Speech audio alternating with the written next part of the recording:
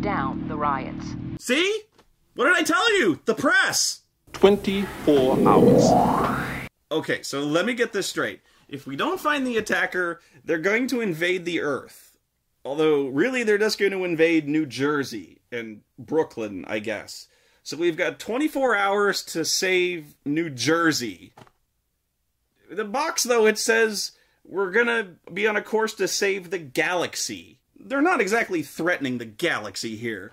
They're threatening New Jersey, and really, who gives a shit? I mean, sorry, New Jersey. But they're threatening them with what? Sending robots down there to stop the riots? Ooh, scary. Thanks. It doesn't matter, because the first law of robotics states that they can't harm humans anyway. So what the fuck are you gonna do? Give the robots Nerf guns? Even that doesn't matter, because the second law of robotics states that the robots have to obey humans. So technically the rioters can just order the robots to go away.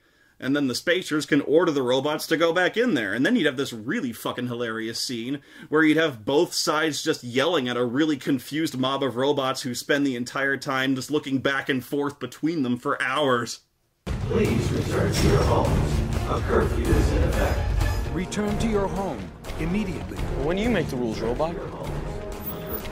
Hey, no, robot, I'm talking to you, man. Stop this.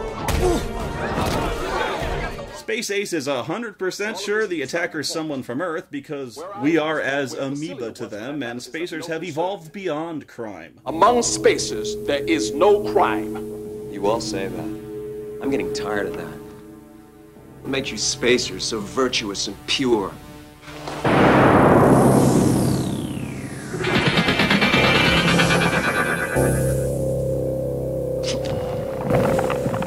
You are not hurt, Detective Bailey. There is no crime in our utopia, Detective Bailey. Now think fast, shithead! Now go catch that assassin, or we're going to exterminate you like cockroaches. Be well, share, and enjoy. The assassin knocked over a vial of activated iridium while escaping. I've never seen a murder mystery game where technically you're solving an attempted murder. Anyway, from here, Bailey goes around interviewing everyone who had access to the lab, mainly people involved with the Doctor in designing robots. Central. What's iridium? What's a paladin? Since Dr. Amadiro has ordered our cooperation, I guess I have no choice. Make this brief, Earthman. You know, not many people get to say the line, "Make this brief, Earthman!" But I am jealous of those actors. And I got to play Turl in a movie. Have you heard someone tried to murder your father this morning? What was your name again? Earthman. All right, next question. Where were you at 8:30 this morning? Spacers don't commit crimes, Bailey. Look, Bailey, I was here in my office all morning. Now back off. Women act like that around me all the time. In fact, You get used to it. why don't you ask him? Ask him why he manipulated affairs to stick me in this disease-infested hole. Ask him why he's here posturing about helping his little Earth brothers. Ask him why he's such a hypocrite. Ask him why I have a shitload of unlabeled beakers full of brightly colored water all over my shelves. It's because I design robots with science. Danielle, let me ask you a question. And now don't be offended. Can you conceive of any circumstances which might lead a robot to break that first law? I did not murder him! No, a robot may not harm a human being. May not harm a human being. That's correct, Elijah. Can't you just order the robots to tell you if they fired the gun? I mean, they have to answer you. Sammy!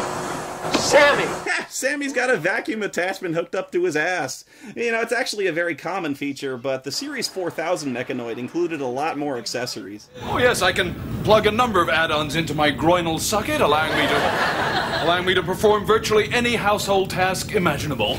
But seriously, part of what makes Isaaka Asimova a genius is that he takes a seemingly foolproof system like the 3 laws of robotics, in which robots are clearly forbidden from harming humans, and then suggests that maybe it's possible. But how? Because it's not possible, isn't it? You do a good job at perceiving the Commissioner's feelings, Sammy. Sophia doesn't like the new humanoid robot. He makes her feel badly about her robot designs. All robots make Commissioner Enderby feel badly. Except me, of course. I'm glad that you don't make the Commissioner feel badly, Sammy.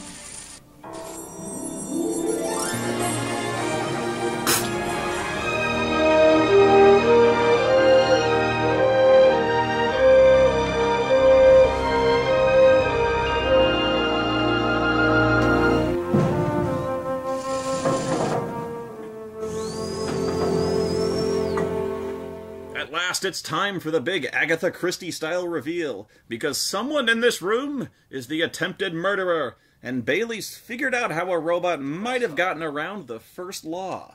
Now, run it back and freeze the beginning. Discard.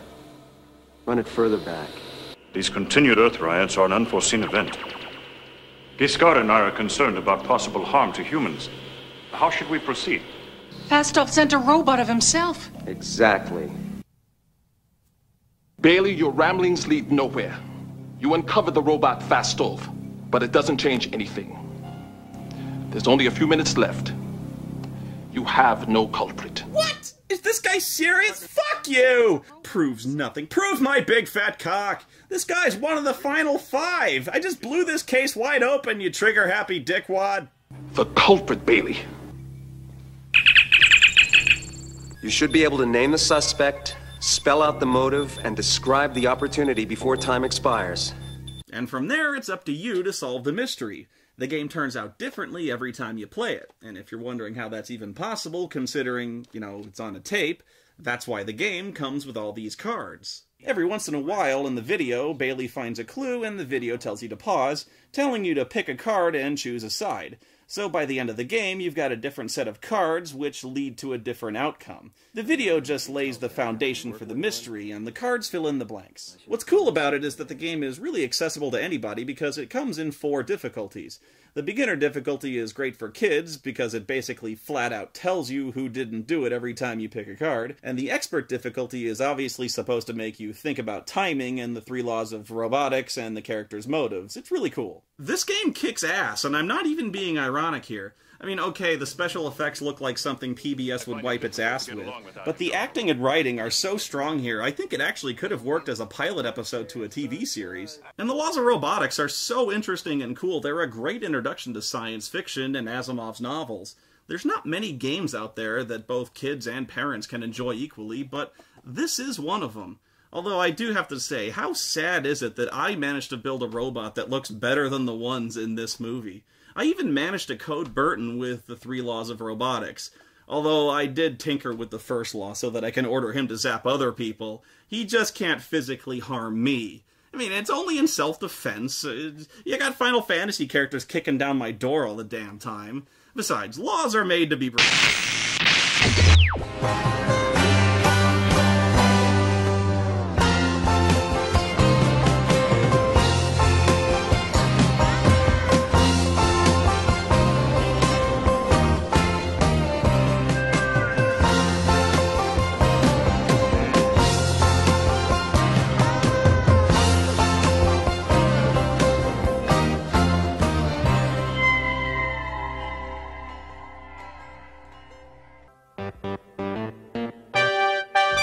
Share and enjoy, journey through life with a plastic boy or girl by your side. Let your pal be your guide, and when it breaks down or starts to annoy, or grinds when it moves and gives you no joy, cause it eats at your hat or had sex with your cat, let oil on your wall or rent off your door, and you get to the point you can't stand anymore. Bring it to us, we won't give a fig, we'll tell you. Go stick your head in a pig.